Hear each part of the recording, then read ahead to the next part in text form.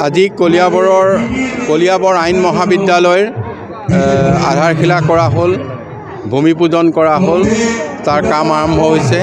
Kaliabor 50খন বিচনাযুক্ত Ayush hospital, তাৰ আমি আজি কাম আৰম্ভ কৰিছোঁ আধাৰশিলা কৰি।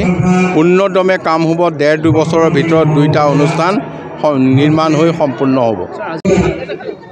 50 লাখ টকাৰে নতুনকৈ নিৰ্মাণ কৰিবলৈ, আৰু আমবাগানৰ হাইস্কুলৰ ষ্টেডিয়াম 2 কোটি টকা। তাৰপিছতে আমি ৰামকৃষ্ণ সেৱাশ্ৰম, তাৰপিছতে নিগমানন্দ, তাৰপিছতে আমাৰ আদৰ্শ গাঁৱৰ ষ্ট্ৰীট লাইট, ডিজিটেল লাইব্ৰেৰী, আমি কেইবাটাও কাৰ্যসূচী লৈছোঁ।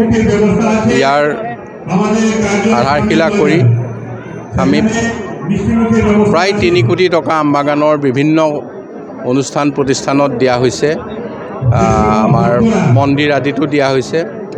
গতিকে আমি আশা কৰিছোঁ যাতে আমবাগানৰ সামগ্ৰিকভাৱে উন্নয়নৰ ক্ষেত্ৰত এটা নতুন ৰূপ পাব, আৰু এই টকাখিনি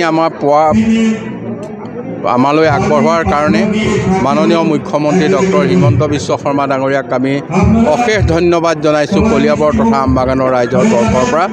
আমবাগানত প্ৰথমবাৰৰ কাৰণে এনেধৰণৰ উন্নয়নৰ আমি পৰিকল্পনা কৰিব পাৰিছোঁ, আৰু লগতে আমবাগান হায়াৰ ছেকেণ্ডেৰী আজি কেইদিনমানৰ আগতে নতুন বিল্ডিং, ইয়াত স্কুল ঘৰ আমি উদ্বোধন হৈছে, মাননীয় মুখ্যমন্ত্ৰী ডাঙৰীয়াই উদ্বোধন কৰিছে। গতিকে এতিয়া আমবাগানৰ কলিয়াবৰ সমষ্টিৰ অন্তৰ্গত হোৱাৰ পিছত এটা বিশাল পৰিৱৰ্তন হৈছে।